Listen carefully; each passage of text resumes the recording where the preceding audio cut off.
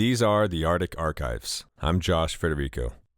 The University of Alaska in Fairbanks has a large collection of interviews and other audio recordings with Alaskans who lived anywhere from modern day all the way back to the early 1900s. People found in these recordings vary from more well-known legends such as pioneering fish and game pilot Samuel White to equally interesting but less well-documented trappers, hunters, native people, and many others. With the generous help of Leslie McCartney at the university, I've made arrangements to repurpose some of these recordings as podcast episodes here. As we move into summer and my weekends are a little busier with adventures of my own, I'll be mixing more of these episodes in with my regular recording. So in this episode, Howard Luke is interviewed by Bill Schneider on January 26, 1982, at his camp on the Tanana River.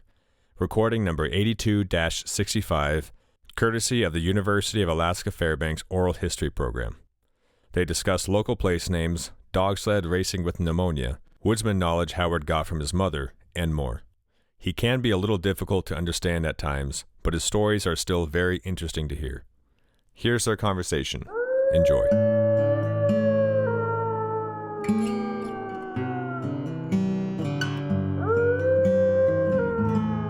Okay, this is an interview with Howard Luke at his camp across the river, across the Tanana here, on January 26, 1982.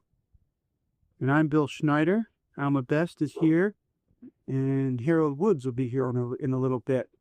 We're going to talk a little bit about Fairbanks history and some of the things that you remember, Howard, over the years. You say that you weren't born here? No, I wasn't. I was born in Indiana. And then we moved up, I think, sometime around in 37, I think. Around there in 37. And there was a village here. It used to be a village here. And they had a school and everything. Laura Alford probably knows some. She used to be here, you know. She used to be a school teacher, but I guess she doesn't want to be called a school teacher nowadays. Why is that? I don't know. We always tell her about it, and she said, yeah, they used to have a school here, and she's school here. She knows quite a bit about this here. And when I first got here, there was Sam Charlie and his wife and Lawrence David when we moved up here. And they were living down here. There was about three houses when we first got up here. They all burned down. One burned down. The one we were living in burned down. Then the next one, my brother was married here, you know, Stephen Luke. He was married here, and his place burned down. Then the church burned down, and that was the last of it. And everybody, I can't remember when Sam Charlie, he died. He didn't die. He was coming down the river down here, and right across there, I guess it got dark in the fall, and I guess he was drinking a bit, and he couldn't find his way, and he just froze to death there. Well, why did your family come to this place? Well, I don't know. You see, my brother and them was living. He was married here, you know, and see down here, about halfway down from here down the Yano, my stepdad used to do trapping there, so it wasn't very far from here. That's about halfway. So things was getting too tough in Indiana, you know. No way to make any money. Only way you can make any money is just trap, and fur was pretty scarce them days. And same as moose too. And when we were out trapping, I remember that wherever we get a moose, we used to just stay there till we get that all dried up, you know. We used to make folks and them used to make jerk meat, you know, for the next summer, you know, in the spring. And we used to dry that and wait till it all get all dried up. Then we keep moving that cat. That's what they used to do in the old time. They used to just move around. Wherever they get a moose, they just make camp right there. Then they dry it. And whatever they can dry, they want to keep for spring, you know. They dig a big hole, you know, and then they put all their meat on. They put brush down there, then they put their meat down. Then they just like a house like this, and they just build it right over it. And next spring they said they got that meat there. That's what they used to call it. sap tent. And then they used to dig a hole too. But a lot of people used to like sour stuff, you know. Yeah, a little Yeah, bit. just like fish heads, you know. I know this one girl that worked at Big Fish, she asked me, you got any stinky heads? And Yeah. the stinky heads, I said, I don't know what's that. Oh, she means sour fish. Oh, yeah, I know what you meant. Well, that's what they used to do, you know. Yeah. It's like fish, they used to do that. They used to put them in birch bark and put them in a hole. What was that place called down there, Hackway, between here and Indiana? Oh, that used to be a fox farm. There used to be a big fox farm there. Fox farm and mink ranch, and there were every one of them. These places got a name. All these bluffs like this one here. Yeah. Every one of them got a name. What's this one called? This one is Katsula. I don't know what the meaning of it. I guess it's a long neck or a lot of willows. So I don't know what it is, what the meaning. I ask people, and people don't know, you know. So you came up here, and were you looking for work or for our country? No, my dad was looking around for work, and he was doing little work in town there. And I was old enough. I was old enough. I used to work in Fairbanks off and on, you know. And how did you get this place here? Well, when Sam Charlie and his wife died, you know, nobody never put in for this homestead. This was native allotment, you know. Nobody never put in. So my stepdad, he went up there and he put in for it, you know. And that's how we got it. And then when my folks died off, then they signed everything over to me, you know. But now I don't even got the title, but I got it severed, so that's just as good as having the title now. Was it a little easier living up here than down? Yeah, it was much easier down there because there was nothing doing down the end except working on boats, and then you work on the railroad. My stepdad used to work on the railroad, you know. And then if you work all season, you know, you get commissary order. You get that through Seward. In them days, you know, $20 for the groceries, you get a heck of a lot of groceries them days. And he used to get all his groceries, you know, through the commissary and working on the boats too. That's how we got started. And then they cut wood for the boats, and somewhere they get $3 or $4 a quart. And nowadays, I heard the other day, now they want $125 a quart. Yeah. Yeah. Why do you think Native people camped here at this place? Well, I don't know. That used to be a village. That's beyond me, you know. I don't know. That used to be a village all the way down this way, you know. Like I told you, there's all these hills. Mm-hmm. Every one of them got a name for it. And like Tanana up there, see, these people used to be here. They're originally from Tanana, see. Oh, they are? Yeah, they're originally from Tanana because they talked backwards. This fellow I was telling you about, Sam Charlie, you know, I don't know what he say. He doesn't even know himself. I don't know if he's Canadian or whatever, but that guy, he can talk any kind of a language, that guy. He talk for you con anything. What was the name for this place? Why, just China, I guess. What did they call it in Athabascan? China. You see there right away where this guy's place over there? Mm-hmm. That used to be another village there. Across the river? Yeah, right where that guy got a cabin there. Okay. And he doesn't know it, that he's right on top of graveyard there. Oh. He's a big graveyard. I never did tell him. What I get, what you don't know, don't hurt, huh? Yeah, Sam Charlie used to tell me that used to be a village there. See, that town used to be right up here. It's an old town. That used to be where Fairbanks used to be. Mm-hmm. And you see right up, you see where you go over the hill over there, you see that big high house. And that fella used to dig a trench, you know, go over there, and he used to make steps. And in order to get by his place, otherwise you have to go, that used to be brushy. In order to get over there, he'd charge you 4 bits to go on his steps to get over to town over there. Oh, be true. He used to have a gate over there. Then he had a blacksmith shop right there too.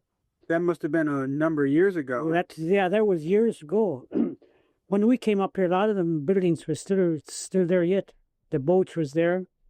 The boats and the sawmill was still there yet. And way back in the school, there was a lot of houses. A lot of houses that were left yet. They used to have streets and everything on there. That old mining town. Yeah. Did the native folks who were living here work in the mining, the gold mining? Yeah, I don't know. I guess all they did was just trap and fish, because they used to sell fish. I remember we used to sell fish. We used to get 8 cents a pound for fish. Now you get about 75 cents a pound now for dried fish, I guess. Yeah. What's the price now for dried fish? About 75 cents a pound now for dried fish now, I guess. But everybody nowadays, they use that purine and all that and vitamins and all that, I guess. When I used to race, we never used nothing except fish and then cornmeal and rice as always, and tallow. We never had no vitamins and all that. We used to break trader with snowshoes. Nowadays, I got snow machine. Was this a pretty good place to live? Yeah, at that time, yeah. It used to be just up here, just 100 yards up here. There's the fellow named by Mike, a fisherman. He used to buy fur, then he'd take it with fur. He used to give you groceries for your fur, And then he used to make home brew. I remember that. Yeah, he used to make home brew, and that's where he used to get his fur. But people used to go up there and get his home brew, I get 50 cents was a lot of money them days. Yeah, I tell my niece and them, they're born in Seattle, and I tell them, I said, I got 4 bits here. I says, and they said, what's that? I said, that's 4 bits. Well, what's that? I said, 50 cents. And I said, what do you want? You want 2 bits? What's that? Well, they said, that's a quarter. They all know. They did like, it's all different things. They didn't know nothing about that, Yeah. I guess you've seen a lot of change here in the river. Oh, yes, yeah. When I first got here, there was nothing. Not a darn thing over here. Just this one guy, Ray Skelton, and old David Dittman, one who was here. Now you go out, like last night, here there was a lot of lights. I said, yeah. I said, when I come up here way back in 37, you don't see nothing out there. Now you got lights in there all over. There's quite a change since I've been here.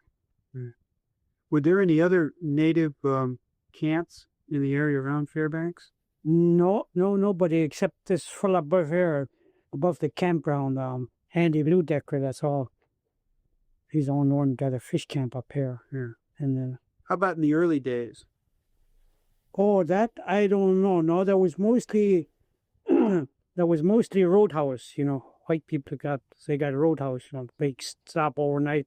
People going back and forth. Like they were coming to Fairbanks, they stay overnight, and then the guy named they called Norman Hadley, and he used to have a place just down here, about a couple of miles down here.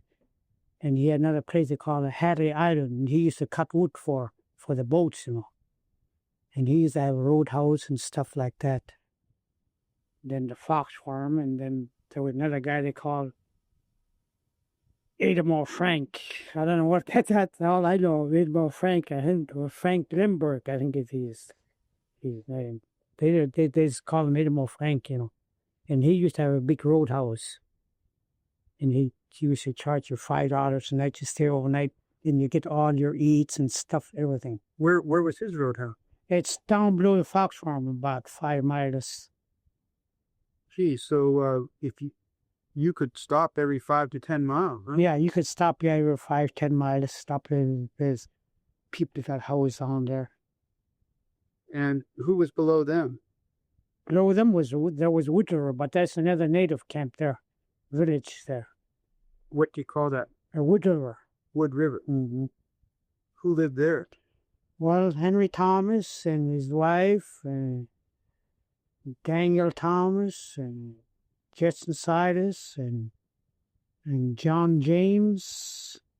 I can barely remember John James. So, he died many years. I can remember him though, and he was one ragged, You had one lake, Oh, I'll be darned. and we were just inside this, and there was quite a few of them. Was that at the mouth of the Wood River? Yeah, the Wood River there. The Wood River just come out there, That comes from Golden King. Mm-hmm.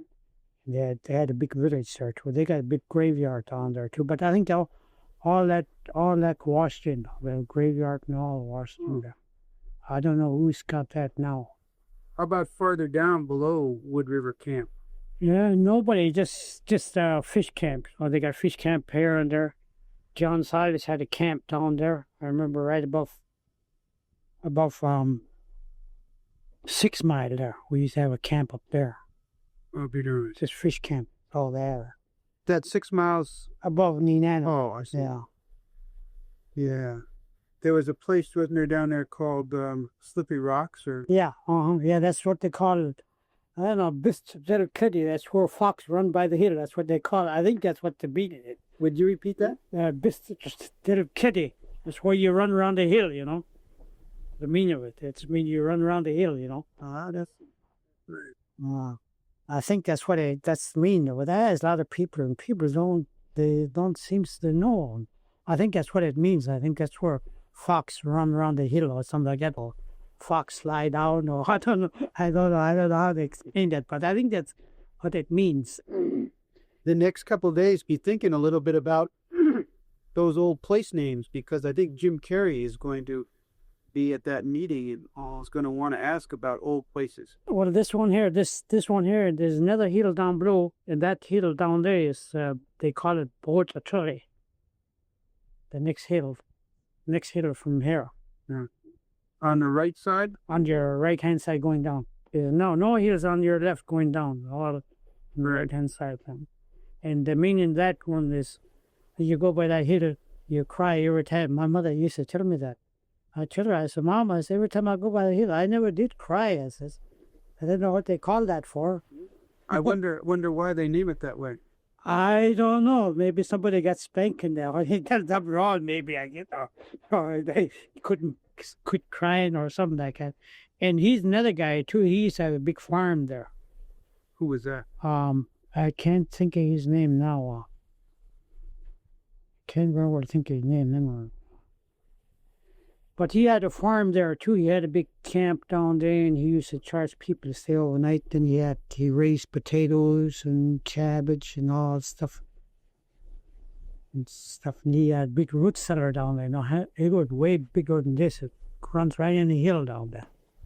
And he used to keep them all winter, and we used to buy stuff from him. And down at Fox Farm, they got a place where it's 35 feet down in the rock, right down in rocks like that. In summertime, in July, you see them icicles. It's still sticking out yet. Right now, it's still there yet. Is that a natural place, or is that a place that They dug out? They dug it out. They dug it out. They used to have a kind of a winch, that kiss, Mm-hmm. kind of a winch. And that's the way they put their fish down there and they freeze it. Steve Winslow, he used to have 10, 15 fish wheels. And that's where he keep his fish, He had a big farm. He had foxes, mink, and everything. Was he from outside? Yeah, he was a white fella. He was born and raised here. I think some of his relations still in Fairbanks yet. I don't know. I think, I don't know who's got that place now. These other fellows you mentioned, Mike the fisherman, or Yeah, Mike the fisherman, yeah, they were born and raised here, this fella up here. or was he a native fellow? No, he was a white fella. And Norman? Norman, he was a white fella. He was a Canadian, I used to help him out quite a bit, He wasn't a citizen, so he can't do nothing. And he can't get his old age pension or nothing, In all the boat races, I remember I used to boat race and all that, Mm-hmm. Dog races and all that. And we used to get together and we used to help him, Yeah. We used to buy groceries for him and take groceries down for him and all that. Hmm. Then I used to go down and help him cut wood for him, haul with snow machine and all that. I helped a lot of old people. Well, you see, my mother told me that, raised me up that way, Told me not to look down on no people. I always try to help the others. And that's what I'm doing right now. I do that now. You see, if I go up this weekend, I'll probably cook a bunch of rabbit and take it up to the people up there. They call that Carriage North. There's two of them that I go up there with Susie Boatman and Judas Harris. I cook it up and I take it up to them, And boy, they just so typically just do that. Nobody don't do that, Like Christmas, after Christmas, I went up Big Bessie and Laura and all of them. Some king salmon, I cut it up and I gave them all a king salmon. And I gave them some drivers. And they just cried. They're so happy to give it, Oh, I bet. Yeah. Well, that's where I was brought up, Anything I got, it's nothing. It's like people always ask me, he says, when people die off their potlatches and stuff like that, I'm always able to help them. If I've got it, I'll give it to them. In any place. I go to a lot of potlatches. Not too long ago, I went over. A friend of mine passed away over at Fort Yukon. I went over there and I went over to the funeral over there and I did some stuff over there. They thanked me and they thought the word of me. Mm-hmm. Sure. Yeah, and I go down Ruby, I went down there, and the myriad places I go down there, they always give me something, When, in the old days, when you first came up here, when you went upriver from here, were there any native camps upriver? No, Any roadhouses up there? No, you go all the way. Them days we didn't have no outboard motors or nothing. No, you had to pull it up. It used to take us 7 hours from here to pull it all the way up. Up to where? Up to Fairbanks. Oh. Just pulled it, I remember that. And you get up, there's a mining camp they call FE. Yeah, and that water comes down in there, comes into Chino Slough, and you try to pull it, and you pull the stick right down in there like that, and you go to pull the pole out, and you come right back again. So you just got to use the oar locks, though. Yeah. Then we used to drive with dogs, drive dogs from Montreal and go up in dogs. Then they really didn't travel much. When you catch a mink or so, then you had to go up and get groceries. And a fella named by Charlemagne, he used to buy anything, He used to have a store right where the Pioneer Hotel is, right across from there. That parking lot there. He used to have a store. He used to buy singulars and anything. Beaver skins, cans, You tan them and he used to buy anything there. That was back in the... Yeah, 30s? that was back in 30s, yeah. Was that the first time you had come up here, or did you come up for trips before? Well, my mother and them came up on a trip before then. They've been up here before. See, my brother got that burned up here. I was pretty small then, because I think it was back in 28. It's, where USO now? There used to be a hotel right there. My brother and this other, Lawrence David's brother, got burned up there. And I remember I was pretty small, but I remember that. Because they came up with a boat, all the way up from Niana to come up for the funeral. I remember that. When do you suppose that was? That was before 1937? It was in 20s. It was in 28, I think. Because I was pretty small. I remember that. Yeah. Why did they come up that time? Were they trading or? Oh, you mean what they came up for? Yeah. Oh, just to travel around. Like I say, they used to do a lot of traveling where anything was coming good, they'd make anything, where they can get the groceries or like that.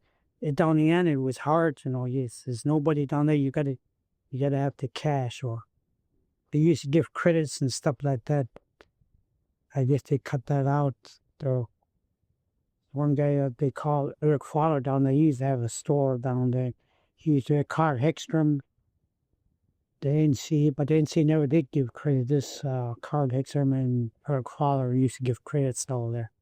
Pretty hard to make it just on trapping, huh? Yeah, just pretty hard for us. Then in fish too, And then you fish in summer, but them days you can catch all the fish you want. And I remember they used to catch thousands of fish. And years after years we catch fish. And now that's what's getting me now. It's commercial fish now. You've got to quota, you've got to catch so much and you got to shut your weed off. They're worried about the spawning and all that stuff. I don't know. Don't get me. I can't get to that. And I try to tell them that. Because I guess that's before their day. I try it.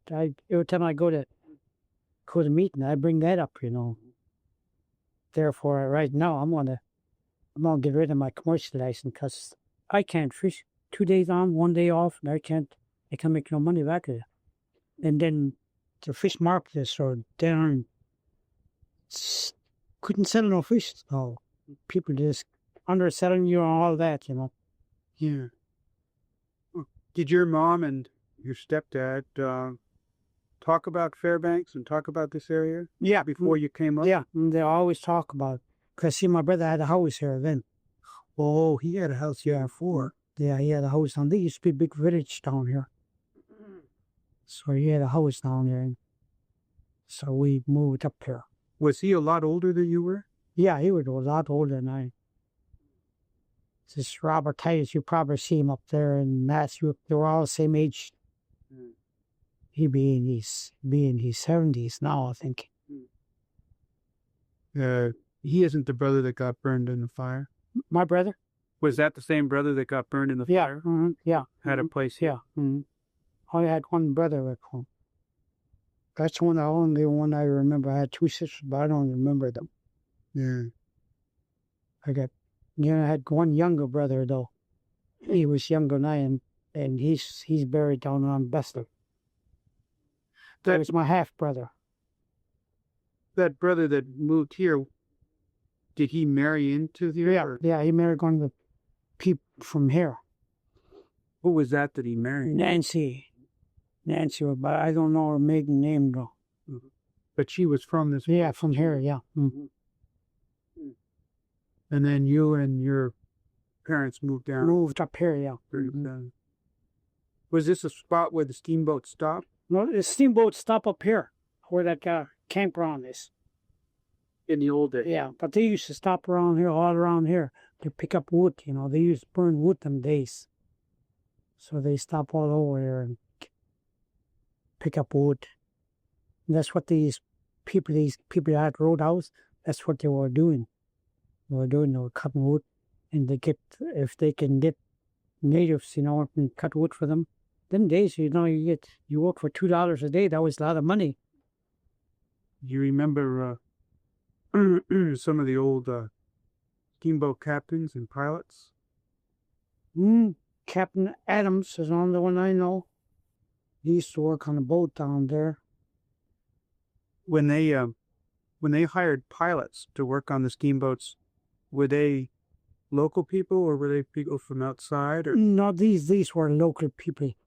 Well, this Captain Adams, he goes out to States every year, he just come in and he goes out as soon as the season's over with.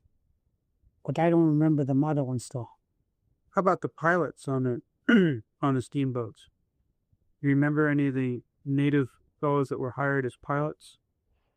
And just not too long ago, this one has an old story they call, I forgot what's his name, Doodless Pilot, they call him, He used to be a pilot too. He's from here too. From Chena? From here, yeah. And that one there,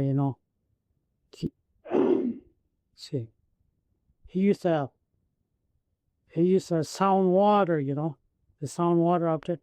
Got the guy up there, the sound water, and I forgot, this white guy is, so it's pilot house, and he go like this, and he said, Tanana, what means Tanana is it's getting shallow, Then he goes like once when he said Tonlan, and when the Tonlan means it's getting deeper, But they call him Julius Pilot. Sam Charlie W used to tell me about him. Yeah. My mother told me about that too. They used to call him Julius Pilot. And he's the only one that I know used to be a pilot on a boat. That's when they had these small boats, Yeah. So then you were how old when you came here, I suppose? Yeah. How old you figure? How old I was? Were you a young man or? Yeah, I was young. I must have been boy? about 16. Yeah. Because I started, as soon as I I do a lot of odd jobs in town. I work for that. I work for Mrs. Ford up there. She owned half of that town. I work for her for a long time. Then I work for the library. I worked for them for a long time. I wasn't old enough to go out and go to work. And I work for this contractor. Work on the streets. I work for Ernie Shermer and all that. Then finally I got a steady job now. I work in the independent mill. Who was Mrs. Ford? Hmm? Who was Mrs. Ford? Oh, I don't know. She owned half of the town there. Yeah, you know where Co-op is and all that. She's owned all of that. And right down Clover Road, she never used on that. She's owned all that one too. I'll be darned. And then way back on 16th Street. I used to work with her, and she don't have no blanket like we got here. She just sleep between mattresses. She got mattresses just piled up like that. I'll be darned. Yeah, and she crawled in between them. And I'll tell you, she had cats. Them cats was there. And if you bring something in there, if you bring fish or something, them cats just go nuts. I used to work for her. And she told me, don't you ever be mean to my cats, now. She said, I can't help it because them cats just get out of my way every once in a while. She had a lot of them in there. Did your family ever talk about the Tanana Chiefs Conference that was held, that first one? No, they didn't. They didn't even know what that meant, Mm-hmm. They didn't even know what the meaning was. Did you work on the steamboats? No, I never did. I worked on railroad, but I worked independent mill for a long time. I done everything on that independent mill, but what's all. That's not. Yeah. And let's talk a little bit more about the history of Fairbanks and your involvement. Oh yeah, when I first came up, they used to have there was a colored guy they called Dave Stampert. Mm-hmm. That was the first colored guy I knew. They had one in Tanana too, but that one I didn't know. But this one here, he was a heck of a nice guy, And that guy, he used to have bed like this night bed, and as long as I knew that guy, he never stepped on a bed. He'd just sit on a chair like this. And then he'd tell you to go lay down. And he used to race too. He had a couple of dogs when I knew him. He had a couple of dogs. I said, what do you keep them for? Dog racing now we're talking about. Yeah, they used to have a race. They used to go over Chattanooga and back, and that was slow race, So he entered that race, I guess, and he got lost. So he was day and a half behind, and he come back with a load of wood.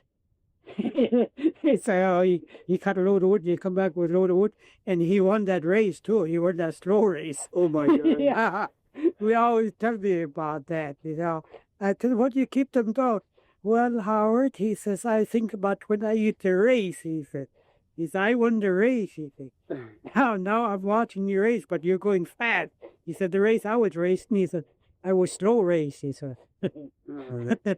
Yeah, he come back with a load of wood. Yeah, he used to be a heck of a nice guy. All the names he used to go to his place, And he used to have a restaurant down there they called Peerless. One of them people that owns it, she's still in town. Her name is Kelly. She live out on Chino Hot Spring Road someplace. And she used to wait down there. And you used to have a cup of coffee and you get 7 rolls, you get 2 rolls for 15 cents, And I remember they used to have a big coffee pot made out of copper, like that. You just turn on and drink all the coffee for 15 cents. And this colored guy, he used to get all these stuff down there, like donuts and rolls and everything down there. We used to go to his place and eat there all the time. What was the name of that restaurant again? Peerless. It's right there where the Empress Theater is now. And there was a colored guy there. Monte Carlo. That's where that hotel is now. You used to have a little restaurant and bunkhouse, There's 75 cents a night you stay there. Then for 75 cents you can have a meal. I know I used to sell them rabbits, and I used to eat his back. And he used to cook rabbits so good, Oh.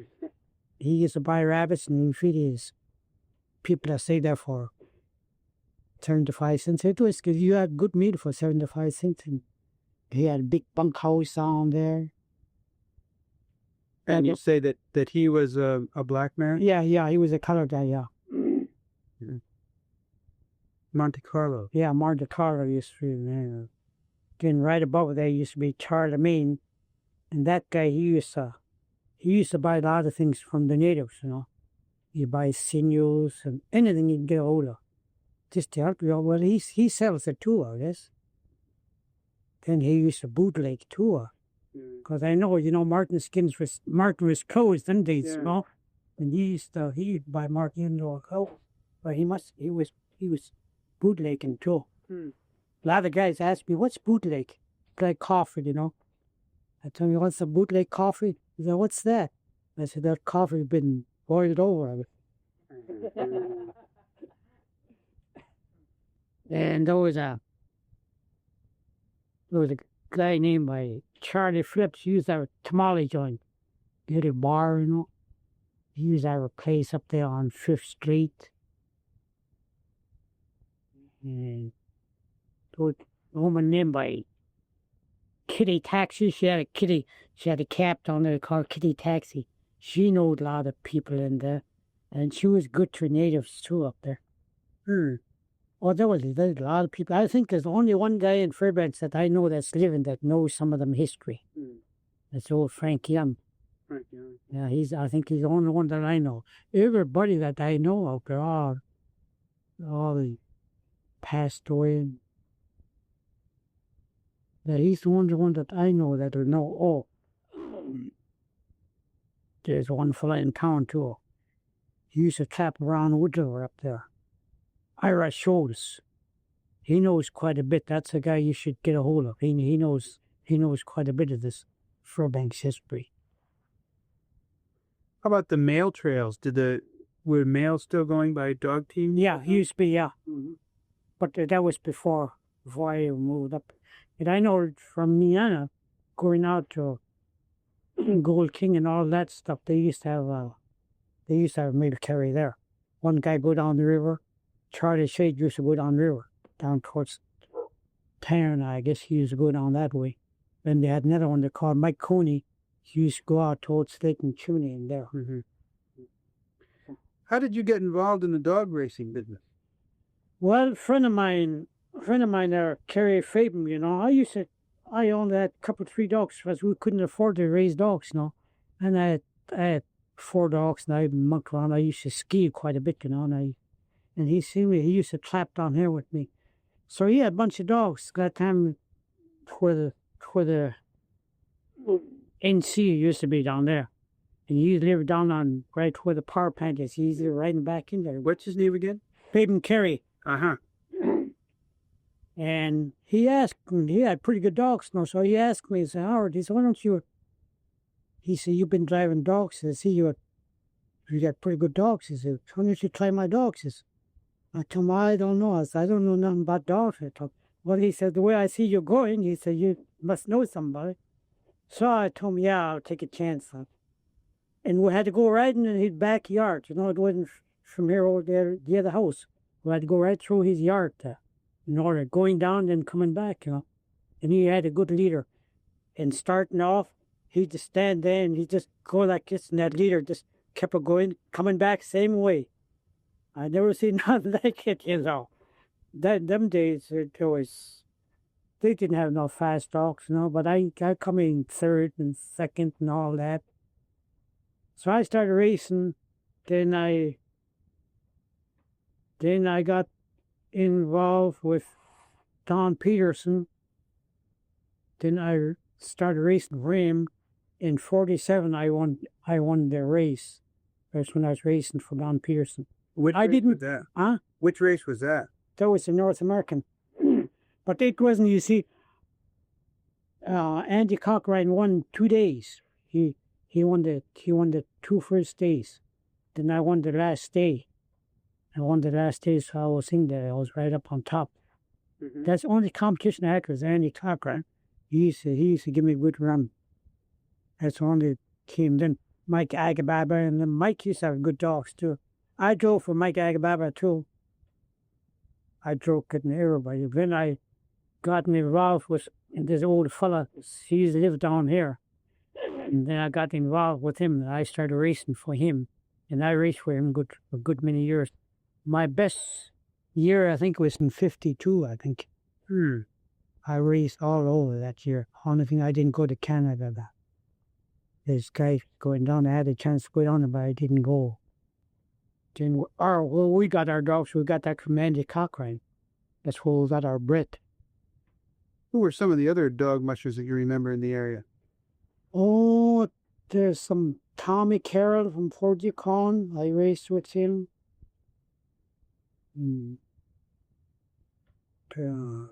Jake Butler, I never raced against Jake Butler. Used my dogs in Livengood race. But I never raced against him. I raced against Berkman, Andy Cochrane, and all the Cochrans except Berkman. I never raced against him. And Lee Etwin, I raced against him. Charlie Titus, Wilson Titus, Lee Etwin, Berkman Sam, and the guy they called the Iron Man. He's the one that beat me down Anchorage down there. Who was that? Raymond Paul. They call him the Iron Man. And he just, them days we run for total lapse time, you know. You have to run 4 days. If you miss 1 day, you don't get no money. You got to run all 4 days. So, you know, that's the reason I got pneumonia down there. The doctor almost didn't let me go, you know. And I had a big black Hector tell him that I had 1 more day to go. I told him, it costs us a lot of money to come here. I said, if I don't run, I said, we ain't going to get no money. I said, I'm in second place so far. So, you know, he said, I can't let you go unless you wanna die, he told me. Well, I told him I got to go. I said, we short the money, I told him. So he never said no. He said, I won't let you go. So his wife came up and talked to me, you know. She'd come up and talk to me, and I begged her. So she went downstairs and she talked to the doctor. The first thing I got a call. They told me, get ready, Howard. He said, there's a guy downstairs waiting for you, and your race starts in 20 minutes. I got down in the line, and everybody didn't know where I was. They didn't know I had double pneumonia, you know. And they didn't know where I was. The guy I was driving dogs for, he didn't know where I was, you know. And then I wound up in the hospital, and I went to the starting line. This had 15 minutes more. I went to the starting line. Just my handler, he was going to drive the dogs, you know. But then they wouldn't let him drive dogs. I'm the one that's supposed to drive. They was going to disqualify me, you know. So I run up there, and the old Pfeiffer, he was a German, you know. And he talked kind of broken. And I run over there, you stooped over, you know, I pat him on the back like that. He turned, oh, there you are. He said, I know who you are. I never forget that. Yeah, I come in second that day, and the doctor told me, he says, Howard, if you want to live, he says, don't you ever step off that stretches. So you let the dog do the work, he said. He said, whether you're coming third or fourth, whatever, don't you run them or sweat. So, which I didn't. I let the dog, I had good dog from days, you know. And they wanted to beat me just by a few minutes at all. What race was that, Howard? Yeah, the fur animal down Anchorage. How long ago was that? Well, that was, I think I got the book, and I think it was back in 52. Yeah, that was my good year. I raced all of them. I raced every one of them that year. Mm-hmm. I went down here, and I raced on Toke. I raced on Toke quite a bit too. Mm-hmm. So that was kind of a hard decision to make, whether to run that time, huh? Yeah. Mm-hmm. Yeah. But I had to, you know. I had to, otherwise we can get nothing. We had our round trip ticket though. We had our round trip ticket. I flew down that time, you know. Yeah. I flew down, and then the guy who was driving dogs, he went down on the train, you know. That was a heck of a thing to that story that I'll tell you. Well, I got on partying, you know, and this old fella, I left him down there broke. Nick the Minter, you see, Nick the Minter, I had one of his dogs too. Yeah.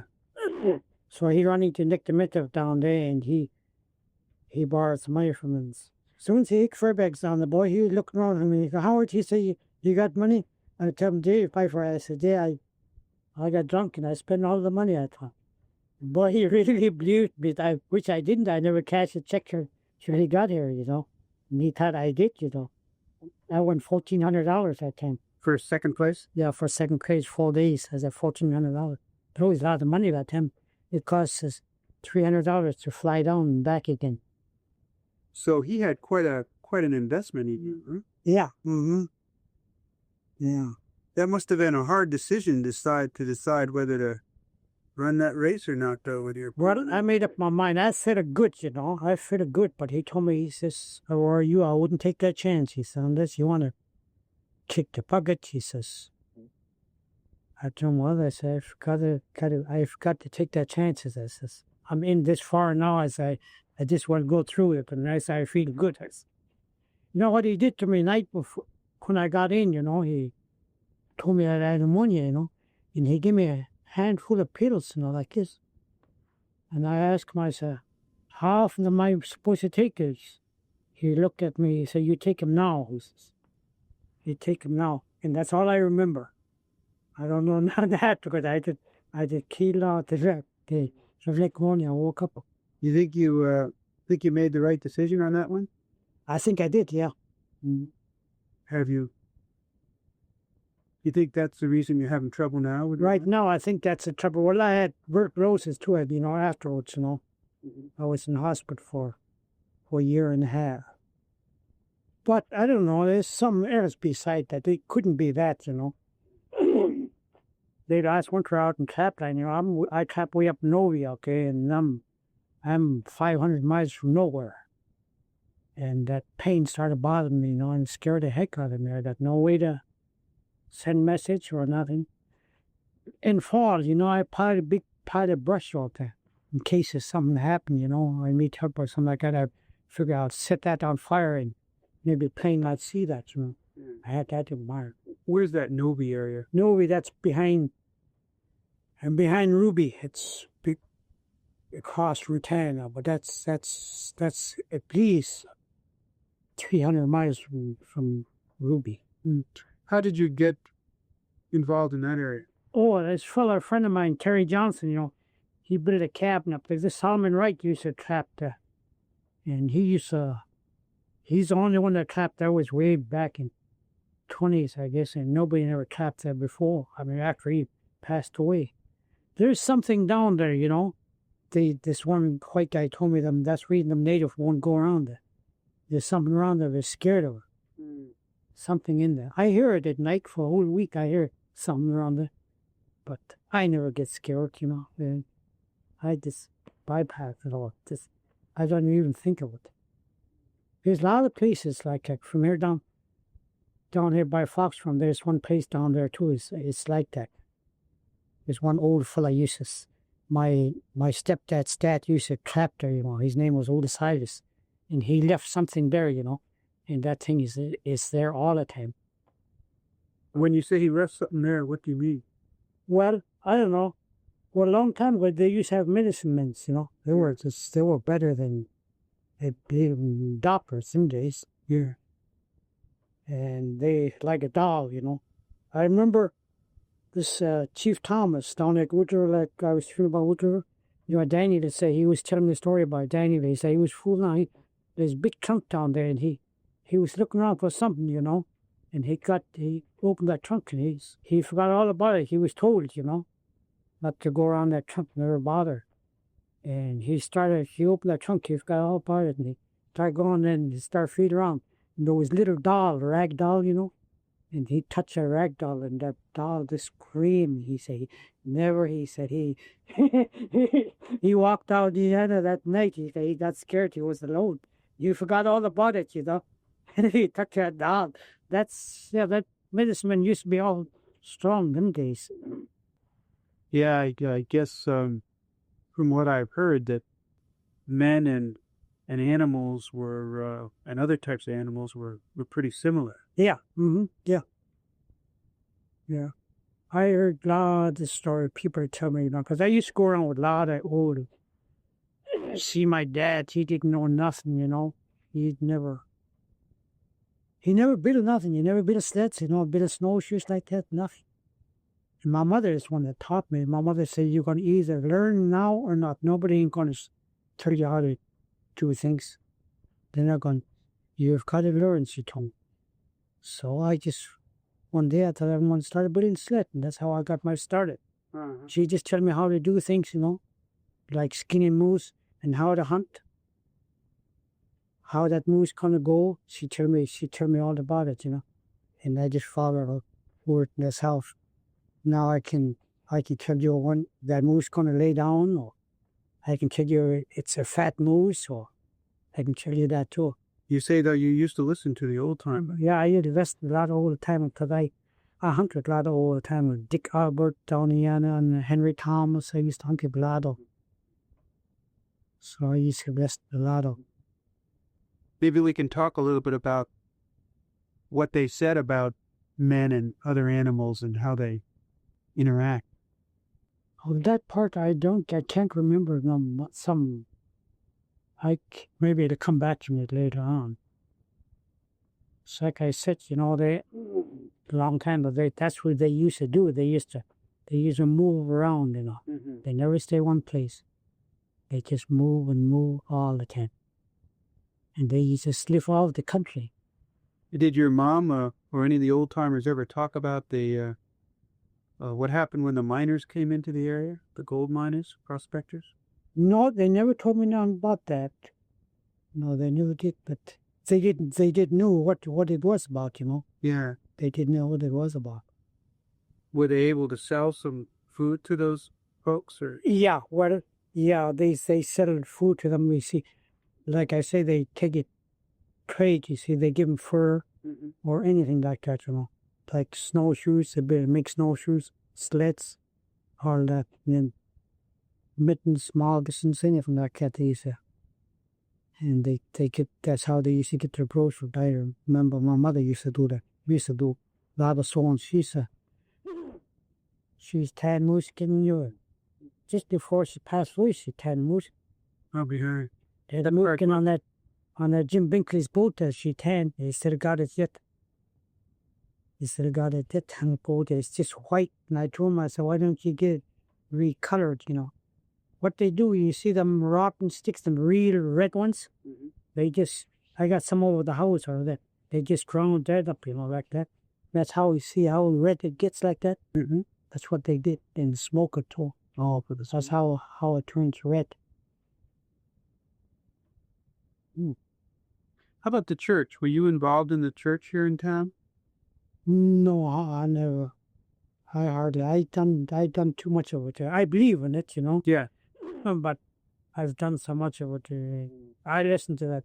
I never miss it, that village voice, and I listen to it. And I think sometimes some of the people that say they're so Christians, and if they're so Christians, they shouldn't be talking about people. That ain't right, and they shouldn't talk about drinking and stuff like that, That's not nice. If you're a Christian, that's what I was taught, Bishop Mentor used to be our preacher down in Indiana, and that's what he taught us, how not to talk about people. And like a guy over there, you see him drunk over there, and you don't say, oh, gee, that fella, he shouldn't do that. He ought to know better than that.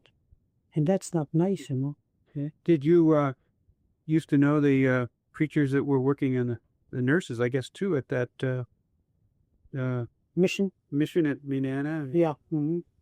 I know Moses Cruikshank used to. Yeah, he was. My brother was raised up with him. Him, my brother, Robert Titus, and Matthew Titus. Where were they raised up? They were right in Indiana for his dad mission then. Moses Cruikshank, he was down in Indiana, down there. There's another one too. He's all on Yukon now. You can't think of his name now.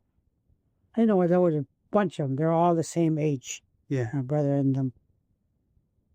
Moses tells a lot about mushing with those preachers in the early days. Oh yeah, they used to travel, Like Bishop Bro, he used to do a lot of traveling. Bishop Bentley used to have his own dog, so he used to do a lot of traveling. He used to have his own dog. He had rippled Siberian Husky. He had nice looking dogs. Do you remember that when you were a small boy? Yeah. So you started commercial fishing about 12 years ago? Or No, earlier? I started going earlier because you see, they go by points. That's how you get your commercial license, Uh-huh. A lot of them don't. And commercial, like if you miss 1 year, if you don't pay 1 year, you just lose your license. You can't lease it out. You can't do nothing. It's gotta be yours. You can sell it, Right. but you can't lease it out or nothing. I was trying to lease it out, and because this guy over Yukon, I think, got no commercial. I always release out to him, and I can't do. Probably don't. I've got to sell it, or I'll just give it up. And now I made all my will out. My niece, my nephews, and everything. But I think I'll just sell my commercial license because I know my nephew, they would go on to bother with fish. Yeah.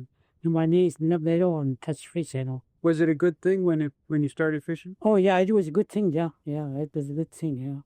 Yeah. I made money on it. Good. Yeah, I made money. I bought new motors, I bought snow machines and stuff.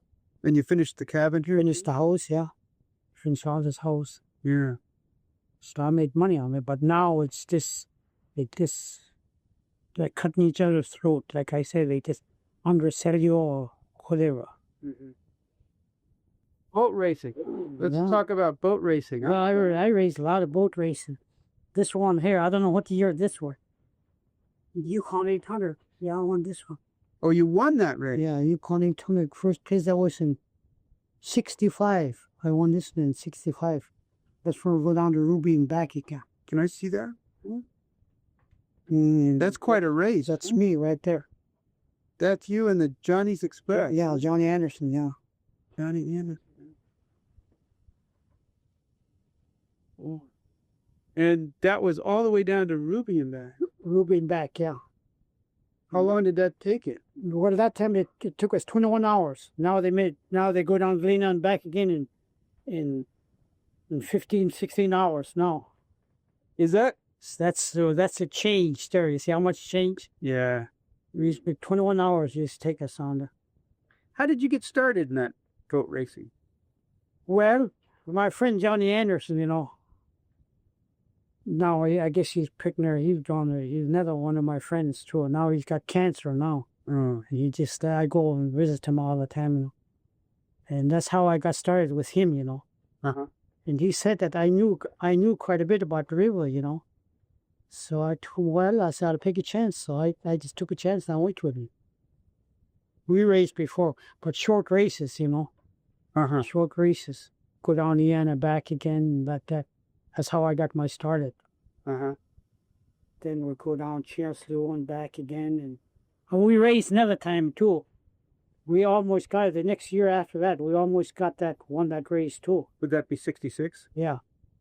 And, you can't stop and gas up at no place, otherwise you get qualified, So this down below Mentor down there, we had 5 gallons of gas. And he told me, he said, we got too much load, he says. I want to dump the 5 gallons of gas. I told him, no, don't you do that, I said, we need it.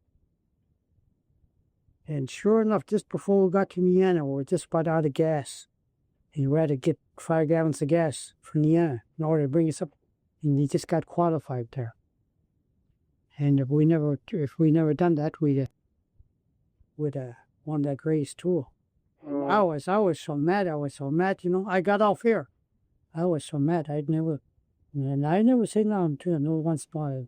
But he's a good friend of mine, Yeah. I never said nothing. And then year before I won that race, we run into the slough. We did run into dead end slough. Oh. Yeah, we had to put our boat over a log. There was a big log over there. We had to put our log. Then we bust our lifter.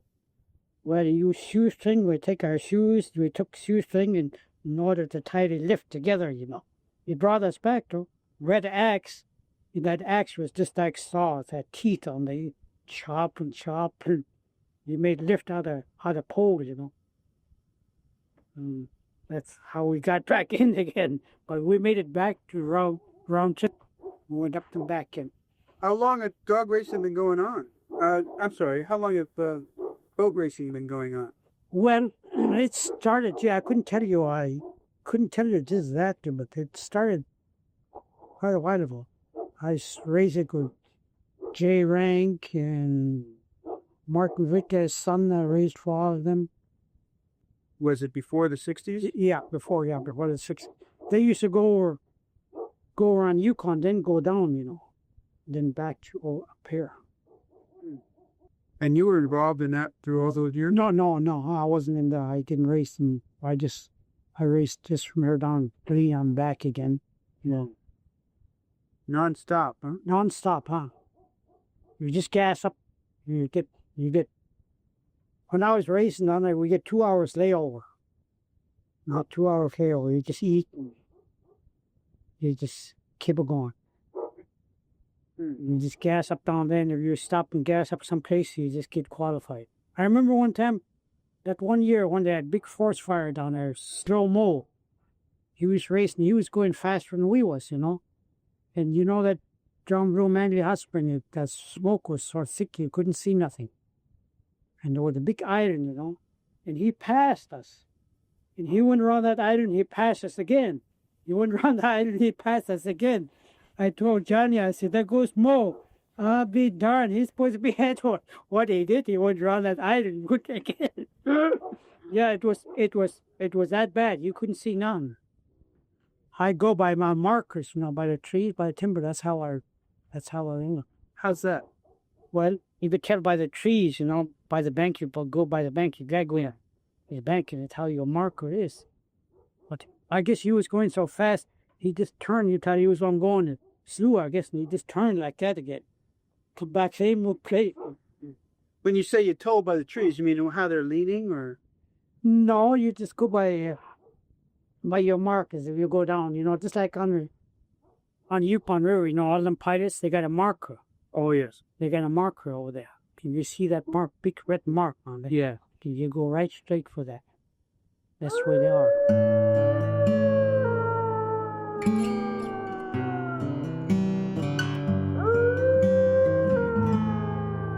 Thanks for listening to the Arctic Archives. If you enjoyed this episode, a rating or review helps the show reach more people. And if you have a story of your own you'd like to share, I'd love to hear it. You can reach me by emailing contact@arcticarchivespodcast.com. Until next time.